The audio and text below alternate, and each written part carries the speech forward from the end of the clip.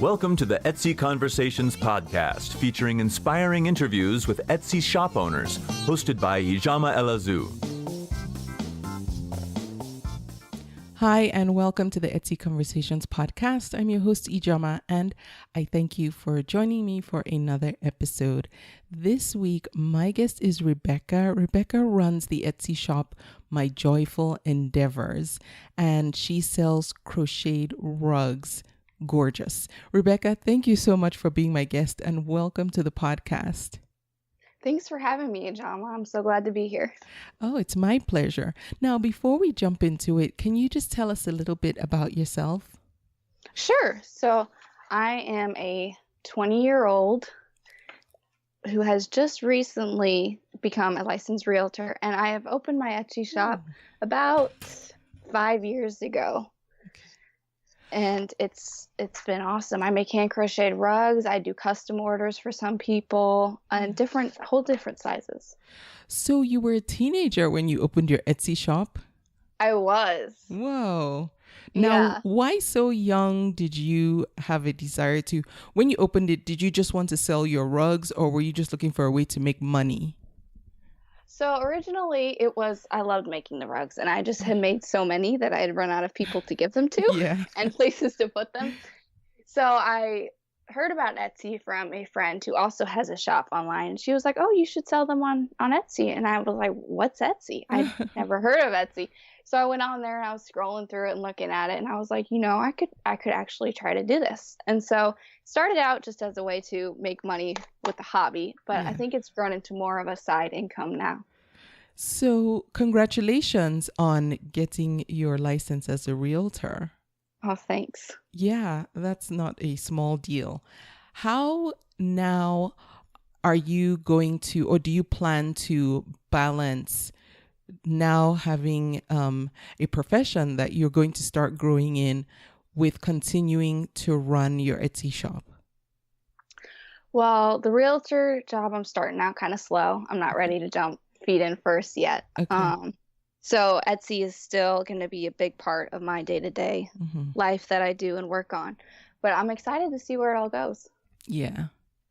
Now, before you started Etsy, so someone told you about it, before you actually opened up your Etsy shop, did you do a lot of research about just how the platform works and how things function, or did you just, are you learning along the way, or I shouldn't say are you, because you've been here for 5 years now. Mm-hmm. Yeah. So what has been the best learning process for you? Well, I didn't really do as much research at the very beginning. I was what you would call, I guess, skim level, the fees, the terms like returns and shipping and all that. I kind of touched on that. Yeah. But then I just, I'm just going to go for it. So I opened it. I think I had like 5 things listed when I first started. And I would say the Etsy forums, I've learned a ton from people on there. Yeah. Just randomly checking in and reading through different things. Yeah. Do you, when you're in the forums, tend to be more of a lurker, or do you join in and have conversations? I'm probably more of a lurker. Me too. Yeah. I like reading everybody else's things. I have commented a few times, but definitely not as much as I've read on there. Yeah. And you're so right. The forums are helpful. I go there when I want to find out what's going on, or, how to do something. But I'll be honest, sometimes I get scared to comment because I've seen some conversations go left, and I'm like, I don't want to say anything because I don't want anyone to come after me. I know. They've gotten a little crazy in there, and I'm always afraid I'm going to word it the wrong way. Yes. Or not say something I should have said. Yes. So, I'm thankful for all those other people who go ahead and feel like they can post, because I learn a bunch, but... I know. When I go in there, I think, I'm so happy that everyone isn't like me. And sometimes too afraid to say anything because, some people aren't, they just go in there and they say it, and, they face off if they need to. But it's a good thing some people, more people aren't of the same mindset as me. So. Right. Yes. Totally agree. So now let's talk about your rugs. How did you learn to start making rugs? Well, so we were on a family vacation in Colorado, and my aunt crochets, and I had seen some of the stuff she made. She did like the lace doilies, and she actually had a couple rugs in her house, but I didn't know that she actually made those. So I was like, "Hey, can you teach me how to crochet?" Because I'd always wanted to learn. She's like, "Oh, sure." So we started out with the doilies, that you put on the dressers, stuff like that. But it was this tiniest hook and this tiniest like embroidery floss yarn. And I must have spent, I don't know, an hour, 2 hours trying to learn it. And I just got so frustrated. I was like, it's so tiny. I can't hold it. So she was like, okay, let's just take a break and we'll come back. So then the next day she was like, you know what? I think you'd be better doing the rugs. And I was like, wait, what rugs? And she's like, these. And she shows me. I was like, you made those by crocheting? And she was like, yeah. So I was like, okay. So we went downstairs in her basement and she helped. We stitched the yarn out of fabric strips, and that's the yarn we used to crochet. And then she handed me this hook, and it must have been 10 or 15 times the size of the hook I was using the day before. And I was like, I can actually hold this. So she showed me how to get started, and I made one. It took me, must have been a couple weeks. I ended up finishing it when we were back here in Missouri, and I finished it, and I was like, okay, I think I've had enough. So I ended up taking a break from it all for at least a couple months. Then I saw it again and I was like, you know what? I should try that again. I could probably make a better one. So I did it all over again. And it took me, I must have made 10 rugs before I actually got them looking the way they were supposed to look. Wow. But yeah. So you don't use standard crochet or knitting yarn. You use fabric? Yes. So I use fabric that I cut into about 1.5-inch strips, and then I tear them to give them that frayed look. Oh, wow. And sew those together, and then that's my yarn. Oh, so you sew before you even start crocheting? Right, yes. Wow. Okay, that's a lot more intricate than I thought. And I'm looking at one of the things I was wondering when I was looking at your rugs is, and again, if you want to jump over and take a look at Rebekah's rugs, her Etsy shop is My Joyful Endeavors. And I will link to that in the show notes for this episode. I thought, my first thought was, okay, if they're made with yarn, I would be too afraid to have anyone walk on them or step on them, especially not with shoes. Right. Because I'd be worried about cleaning them and all whatnot. How easy actually is it? Because I guess because it's fabric, it's easier to clean. It is, yes. So you can machine wash them. I recommend you do it on the hand wash cycle just so that it doesn't get too bounced around too much. But you can machine wash them, and then to dry them, you just lay them flat somewhere. Like I recommend, like you lay a towel out on your floor and just put them on top and let them air dry or out in the sun. Okay. And then they're good to go again. When you send a rug out to a buyer, do you include care instructions? I do. Oh, that's great. Yes. Yeah. I'm sure people appreciate getting that, because I would get it and I'd be too afraid to I mean, I'd probably just display it and tell everybody, do not walk on the rug. Yes. I have had many questions about that too. They'll send me a message through Etsy and be like, can I machine wash these? And I'm like, yes, you can. I said, it's I put it in my description on the listing that it is machine washable, but it's at the very bottom, and I don't think very many people. And we don't read. Down. Yeah. But yes, I do include that in the packaging. Okay. And now for the 5 years you've been on Etsy, this is what you've been selling. It is, yes. Great. I forgot what I was going to ask you. Oh, I remember. So how soon after you opened your Etsy shop did you get your first sale? That was somebody you didn't know. It was about 6 months. Okay. And I thought it would have been a lot quicker, but that shows how much I knew when I opened my shop. Yeah. Now, in that 6 months, did you ever consider just moving on, or did you just kind of set it and forget it? You had like five rugs in there. Were you just working on adding more in, or at any point did you just think this isn't going to happen? Because 6 months is a long time. It is. So when I first opened it, I put those 5 rugs in, and then I thought, I just sit back and the sales will come in. Of course. Of course, it doesn't work that way. So I think it was about 2 or 3 months after I originally opened my shop that I was like, you know what? There's probably more to this than I think. So that's when I went online. I started doing some research. I hit the forums and I was learning all this. And I was like, I saw the acronym SEO. I'm like, what is SEO? So I went in, I learned all about that. And then I realized I should probably put more than 5 things in my shop. So I think I had about 10 to 15 things listed probably about 4 months after I opened my shop. And I think that plus learning SEO is what helped me to get that sale at the 6-month mark. Yeah. Yes. And I know I recently mentioned, I was talking with someone on another podcast episode where we were saying one of the trends we've noticed, especially recently, is that keeping fresh items coming in, not just renewing items that are already listed, but actually putting in new inventory has helped sales go up. Oh, I totally agree with that. Yes. Okay, so you have seen the same thing too. I have. Yeah. I have. Yes. I think I had my best month was July of last year, and it was because June, the month before, I had posted 1 rug a day. I just wanted to see what would happen if I did that. And then in July, I had my best month I ever had. I was selling almost a rug a day. Wow. Yeah. Yeah. So I do believe that listing new stuff greatly helps. Now, for you, your rugs must take more time to create. So you can't, like, to post a rug a day, you probably had to have made at least 30 rugs ahead of time and done the listings in drafts in order to release them one at a time. Typically, how long does it take you from the time you get an idea for a new rug to actually creating it, making it, having it ready for sale, taking all the pictures, everything, and then having it listed?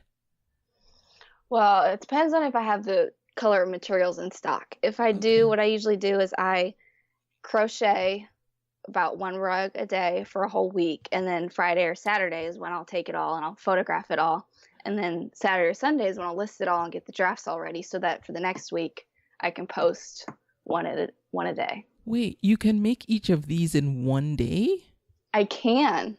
What? Yes. Are you serious? Yes. Wow, that's amazing. So how many hours does each one take? It takes about 4 to 5, I would say. Wow. Okay. Yeah. All right. So then let's talk about how you do your pricing. So what goes into figuring out the actual price of each rug?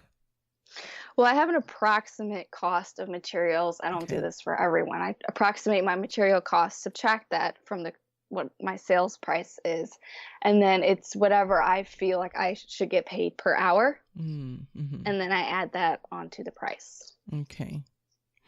So I like that how you said what your week looks like. How you'll make every day, and then you have a day for taking pictures, and then a day for listing. For your photography, do you use a smartphone, or do you have a fancier camera? And by fancy, I mean anything that's not a smartphone, to take the pictures. And how much time do you put into your product photography? So I don't have a fancy camera. I use my smartphone. It's a iPhone 6S. Okay. So that's what I've been using for the past 2 years, I would say. And time into photography, honestly, it's not a lot. Photography is probably the part I dislike the most about the whole Etsy thing, is the photography part. Really? Yes. So it takes me about 10, 15 minutes to photograph a rug, and I'd say about the same time to go in and edit the pictures and then pop them all into the listing. Okay. What do you use? What program do you use to edit your pictures? I have the Lightroom app on my phone. Oh. So I use that, yeah. How easy was it for you? And for anyone who doesn't know, Lightroom is part of the Adobe Creative something suite of products. So they're the ones that make Photoshop and Illustrator, and Lightroom is specifically for editing pictures. How long did it take you to master Lightroom? Not very long. I feel like it should have taken me longer, but So it's pretty simple for me. Like you take the picture and then you select the picture and you can go in and adjust the light and the color and rotate it and crop it. And that's usually all I do to these pictures. Okay. So it did not take me very long. The part I dislike the most is having to take them from Lightroom and then add them to my camera roll on my phone so I can put them from my camera roll to Etsy. They don't automatically sync. So it takes a little extra time to transfer them from the Lightroom app to my camera roll on my phone. Oh, so you use the Lightroom app on your phone. You don't use a desktop version. Right. The Lightroom Photoshop CC app, I think is what it's called. Lightroom CC is what it's called. Oh, okay. Yeah. Okay, so then I have to confess, I must be overthinking it because I recently was looking at using Lightroom. Right now, I use PicMonkey to do my photo editing. And I don't know how Lightroom came on my radar recently. And I thought, okay, maybe I should learn this because it seems more like a big girl, photo editing tool and upgrade from PicMonkey. So, of course, and this might just be an avoidance tactic that I use. So I go to the bookstore. I'm like, okay, let me find a book. And the books were thick and they looked so boring. So I was like, okay, well, let me find a video. And, I spent so much more time trying to find resources to teach myself Lightroom instead of just jumping in and trying it. So I'm glad to hear that for you, it was easy to master. Because I think in my head, I've made it something bigger and more difficult than it might be. Yeah, I think the app is a lot more simpler than the online version because I did use PicMonkey too. And then I switched over to Lightroom. Oh, and do you find, because your picture quality is great. So I'm assuming that you're finding that you get better looking product photos using Lightroom than PicMonkey. Yes, I do. Okay. And also in Lightroom, when you're taking the picture, you can adjust, I think it's called the white balance. Yeah. Uh-huh. And that also, I think, helps a lot for me because, different color rugs, I go from a dark colored rug to a light colored rug and the colors just go off a lot. So adjusting the white balance helps. Okay. Good to know. So I'm sorry, I'm still stuck on this Lightroom thing because it was last week that I was overwhelming myself and then finally gave up. So I'm glad that you use it. So do you subscribe to the main Adobe in order to be able to use the app? I would assume. No, the app is actually free. I think I had to create an account, which they asked for an email and a name and a password. But no, I don't think it cost me. What? I don't think I don't remember paying for it. I may have paid the original for the app for like the $2 or $4, but there's no subscription fee. Okay, let's not talk about it anymore. Lest anyone here find this loophole. Yes. All right. So, Rebekah, what inspires you the designs that you create? Where do you get the ideas from? So Pinterest, a lot on Pinterest, searching trending color schemes or just seeing what's out there, the 2018 colors of the year or whatever, and then seeing which of those go together. Or I follow shops on Instagram. There's this one, she creates felt garlands. And so sometimes I see a felt garland and I'm like, those colors would look great in a rug. So then I'll try to not match her colors because she puts like 6 or 8 colors in a garland and I can't put that many colors in a rug. I usually only do about 3. So I pick 3 that I like the most and use those to make a rug out of them. Oh, nice. And then depending on the time of year, do you sometimes do themed rugs just to go with the flow? I don't know if go with the flow is what I'm trying to say, but say around in the US 4th of July, will you make something Independence Day themed, and then around Christmas make more green and reddish ones, or do you just stick to what you research is working? So I did try that. I had some, I think it was a couple years ago, I had some red, white, and blue ones for 4th of July. And I put them on about a month before 4th of July and they didn't sell. Really? Right, yeah. So in August, I took them down and I was like, well, we'll try again some other time. And I did make a red and green one for Christmas and I put that on there and it didn't sell either. So I don't know if people don't do rug themed decorations or if I just need to try harder. Yeah.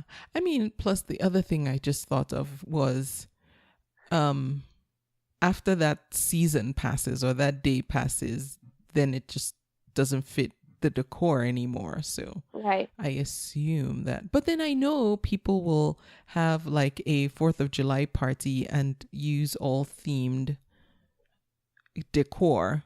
So, interesting. All right. So let's talk about how you get traffic.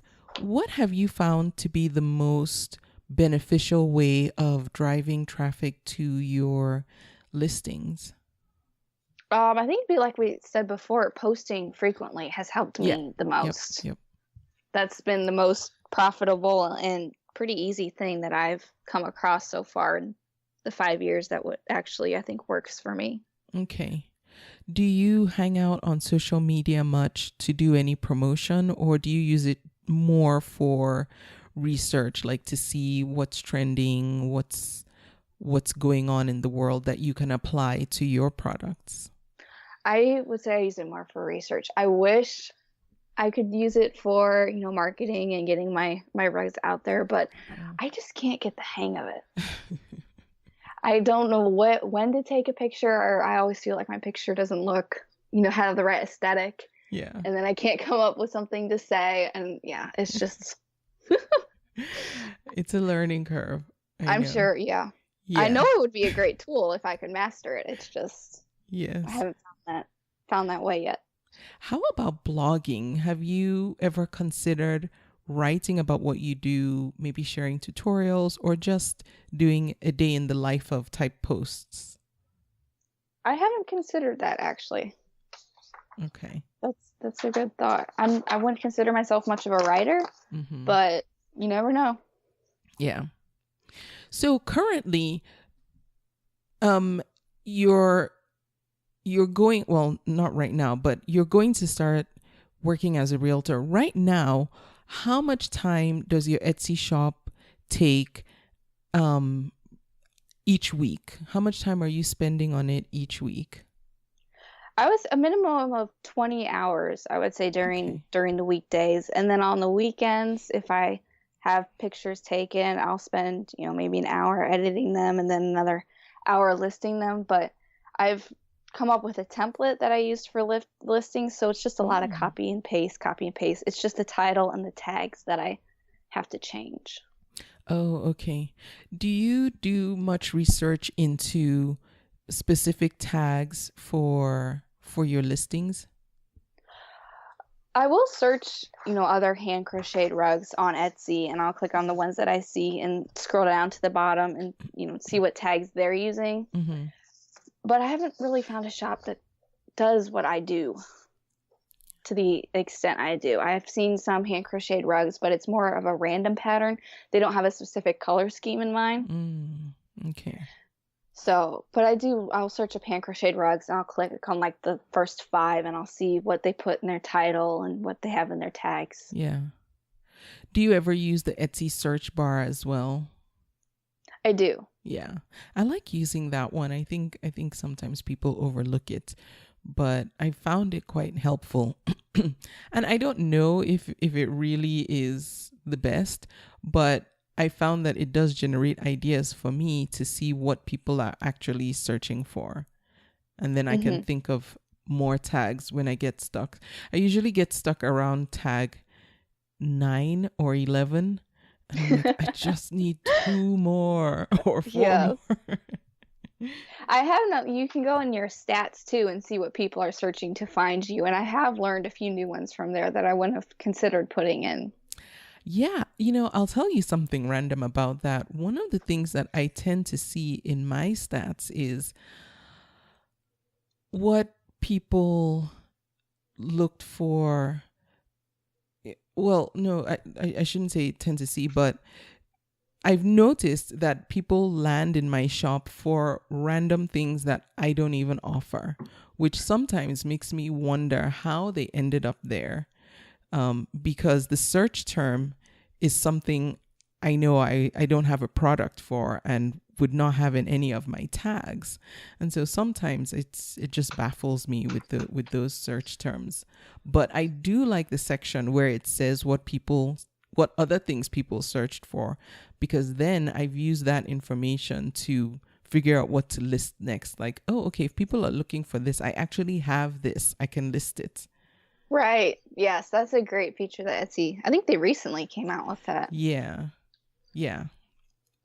Mm-hmm. So since the time you opened your shop, have there been any moments where you've considered either branching outside of Etsy or just moving on from Etsy altogether? And specifically, perhaps around the time when Etsy announced that they were going to increase fees and then have some paid subscription levels, which actually the paid subscriptions are not really a reason to leave because you still have stuff for free. But how did you process that information when it came out? That's a good question. I saw that they were increasing the fees, and at first I was like, oh, 1.5%. But then if you add that 1.5 up by 1.5% up, it comes out to a pretty good amount. Yeah. If you're doing a lot of sales. Right. So it's their decision, their Etsy. I don't think I would ever leave right now because I don't have the source of traffic to drive. I don't have a big social media following or anything like that to drive traffic to a different site. Mm-hmm. And Etsy still does pretty great with all the other aspects of selling online. Yeah. So I think I'll stick around. Okay. Did you look at the features that were included in Etsy Plus, and for you, were they worth upgrading to an Etsy Plus account, or is what you have now, or is what they offer now rather without the paid subscriptions enough for you and just working fine? So I am on the Etsy Plus plan right now. Okay. What do you think? I don't notice any difference except for, you get the listing credits and the promoted listing credits, but I haven't noticed any increased traffic or anything like that. Yeah. And they did say that wasn't, I think they tried to make it clear that wasn't going to be one of the benefits. But speaking of the credits, have you used your promoted listing credits, and were you using promoted listings before? I have and I have. So yes, I used all the credits, and I did use and have been using promoted listings. Have you found that they do work for you? They do bring you more traffic than just organic searches alone? I do think they do, yes. Okay. So it's not a whole lot, but it is a little. Would you say it's worth it for someone who hasn't yet tried it to jump in? And what would you recommend is a good daily budget for someone who is just dipping their feet in to see if it's beneficial for them? Well, yeah, I would try it. The minimum daily budget you can have is $1. So at $1 a day, I figured when I first started, I was like, it's $1 a day. I'll try it for a week or 2 weeks and see what happens. Mm-hmm. But so right now my budget is set to $1.50 a day, and it's been that way for I think a couple months. Okay. So, and I think it brings 1 or 2 extra sales a month, I would say, which for the cost, I think is worth it. That's not bad. And so with Etsy Plus, you get, is it $5 in credit or $15? It's $5 in credit and 15 listing credits. Oh, 15 listing credits. Yes, that's right. Okay. Now, Rebekah, do you ever find that sometimes you get into a creative rut? And when you do, how do you pull yourself out? I do. And I think it's usually just because I've been doing it a lot. Like that 1 month I did 1 rug a day. I couldn't keep up with that. Mm-hmm. It was too much. Mm-hmm. And I think just taking a short break, stepping away from it all. And then, when you realize it still is there and it's still a good thing to do, then social media. I see those different colors, or I go out and I shop for new fabrics, and it just helps to get me back on the crocheting bandwagon. Yes. Yes. Oh, I remember something else I wanted to mention. Now, you have an upcoming market. How did you decide which market you wanted to participate in?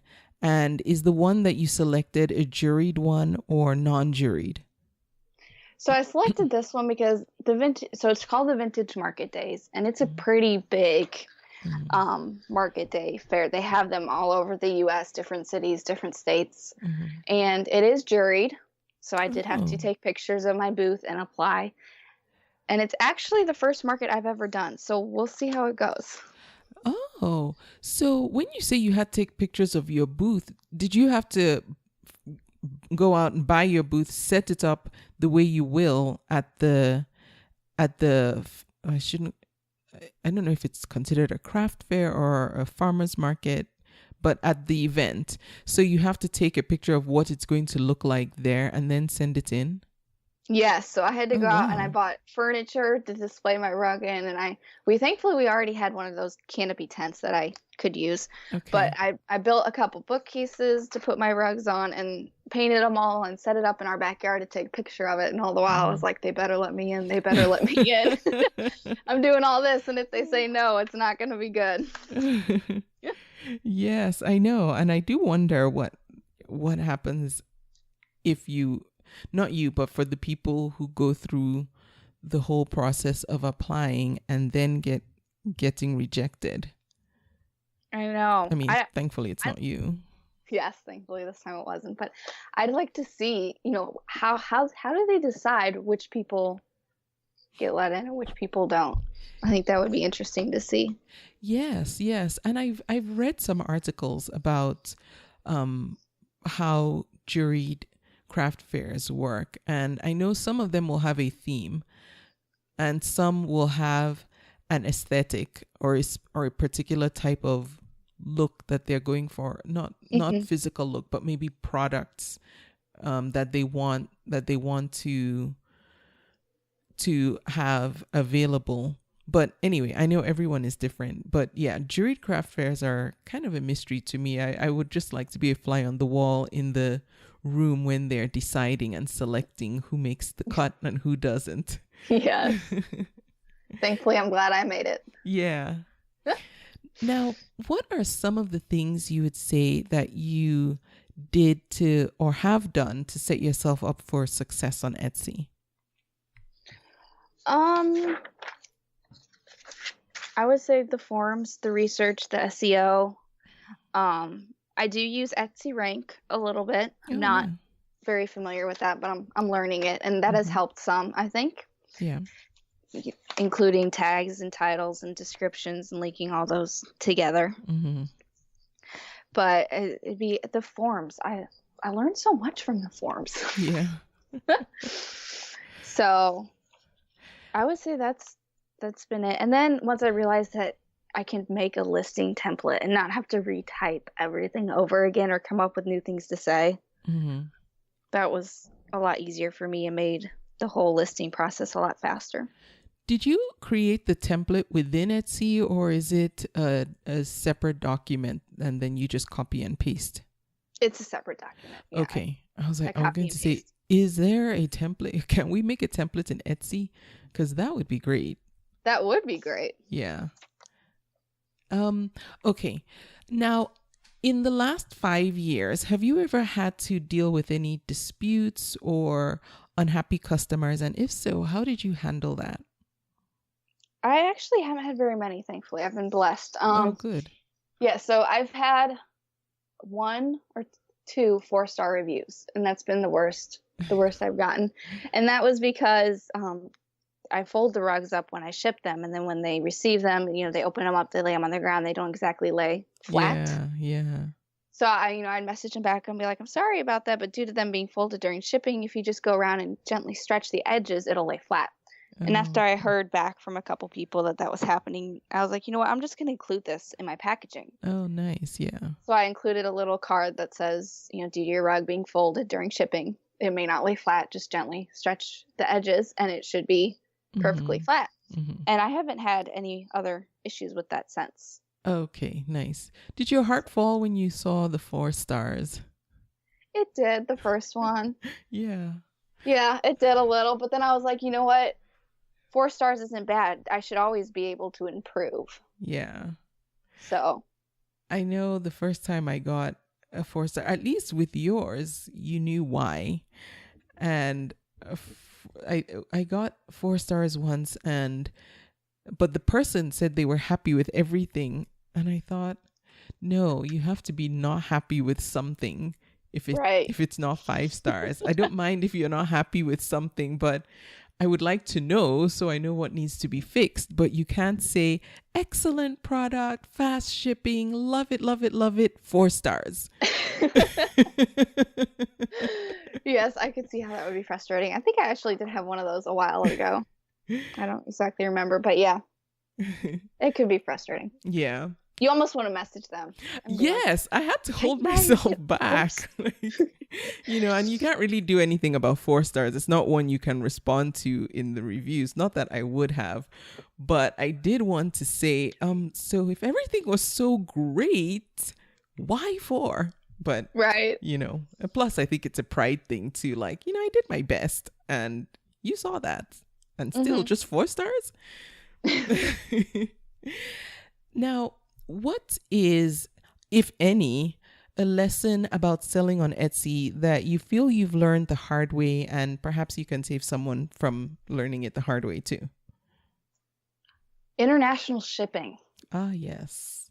That's what I learned the hard way. I didn't offer it for the longest time. Then I offered it for a little while. Then I was like, you know what? Maybe I should. And I took it back off. And then I put it on. And then I got my first one. And my shipping costs were way off. And I ended up losing, I think it was like $30 on shipping. No. Yes. And I was like, okay, if I'm going to do this, I better figure out exactly what my costs are going to be. And since then, I've had a couple more. And thankfully, shippings have been within a couple dollars or so. But that's the one thing that I didn't. I bet you that first international sale was the person on the other end was thrilled. They're like, this is such a steal. Probably, but then I got it and I saw it and I was like, oh my goodness, now what do I do? I didn't look into the whole customs forms. Oh yeah. And all that. But thankfully Etsy makes it really easy if you buy it through them. They pre-format, I guess you'd say, the custom insert, and then I just went to the post office and got a clear envelope and stuck that on the box and included the form, and it was normal. Yes. And for anyone who hasn't done international shipping yet and you don't know what we're talking about, Etsy, if you use shipping labels, and unfortunately this doesn't apply to people who are outside the US and I think Canada as well, because they just don't. But if you are in the US and you use Etsy shipping, you can actually go in and set up your shipping profile and put in all your information, name, phone number, address, all that, so that when you do send a shipment internationally, it automatically populates all the information that you need on the customs form. It makes it so much easier because then all you do is pay for the shipping, and it's so much easier at the post office. And I was paranoid about dropping international packages in a mailbox. So every time I go in and I hand it to someone and I make sure they scan it, but I did ask one of the USPS workers if it was okay for me to put those in a mailbox or just drop it off without handing it to someone.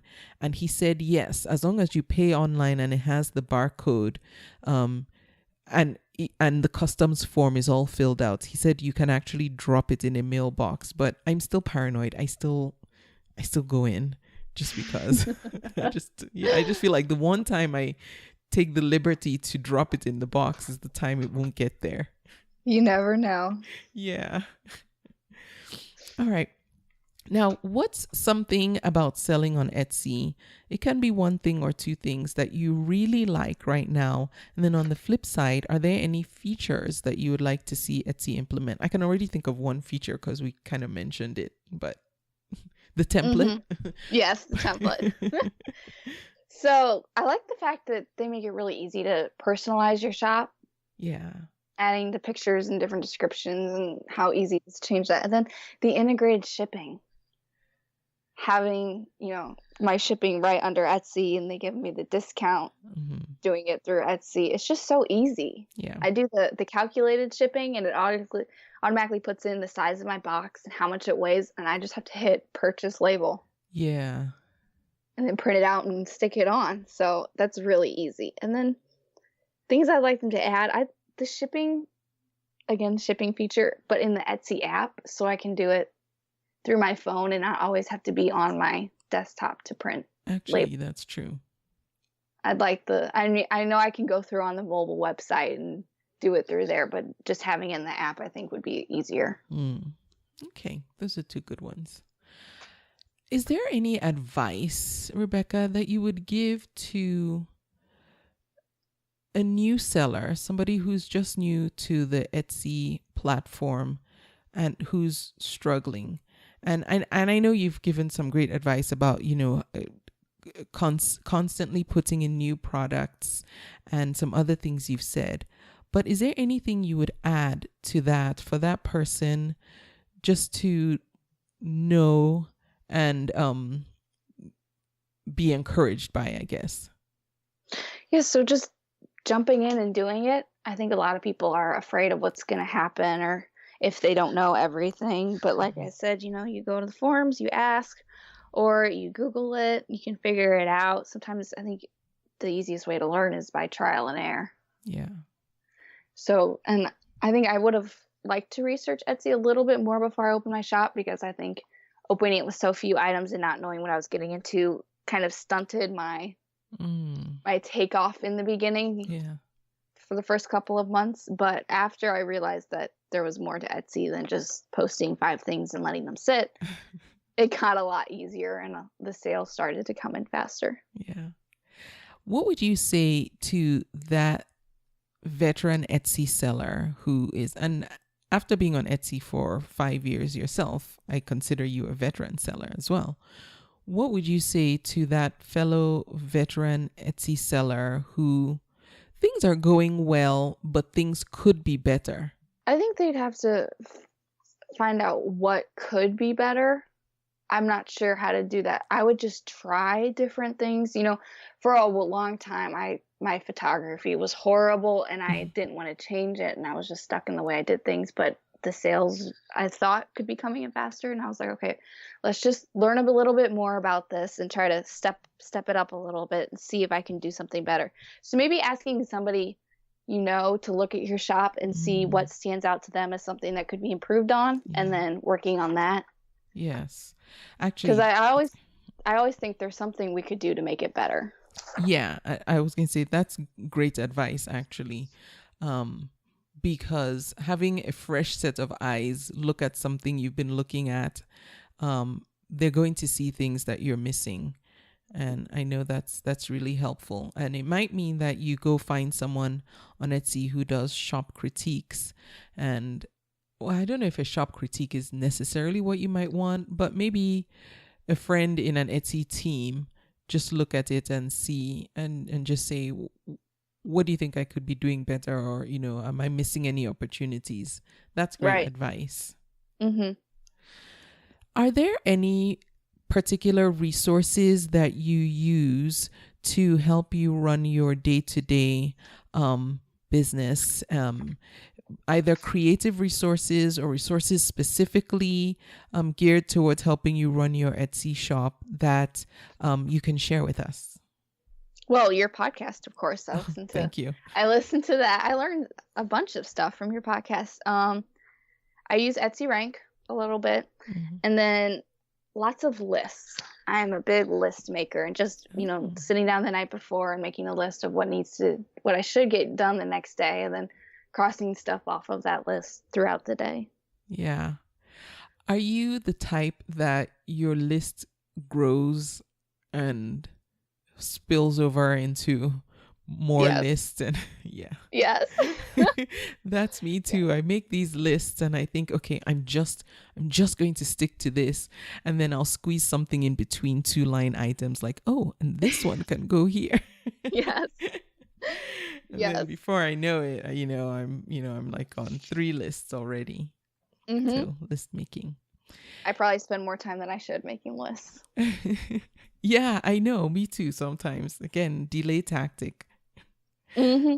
So I will link to the Lightroom app for anyone who wants to go and try that out. I'm assuming because it's an Adobe product, they will have it for both iOS and Android users. So I will find links to both apps and link them up in the show notes for this episode. It's easy enough to go to your app store and check it out, but I will link to that as well, and to Etsy Rank that Rebekah mentioned she uses. Rebekah, what's the best way people can get in touch with you if they want to connect with you online? Through Etsy, I would say. Okay. All right. So I will, of course, link to Rebekah's Etsy shop. Again, it's My Joyful Endeavors. And that's spelled MyJoyFulendeavors. For our international listeners, there's no U in the endeavors. But I'll have a link to it as well, so you can easily jump over there. And on Instagram, Rebekah is at My Joyful Endeavors, spelled exactly the same way. And I will link to her on social media as well, so you can check her out and follow her if you'd like to. Rebekah, thank you so much for being my guest. I've really enjoyed talking to you, and I hope your aunt gets to listen to this so she can see what her teaching you how to make the rugs has turned into. Well, she probably knows already anyway. Yes, she does. But I'll be sure to send her the podcast to listen. All right. Thanks again. And I thank you for listening to this episode. I will be back again next week. Thank you for listening. You can subscribe to the podcast in iTunes, and while you're there, please leave a review too. Visit convome.com to leave a comment or feedback on this episode.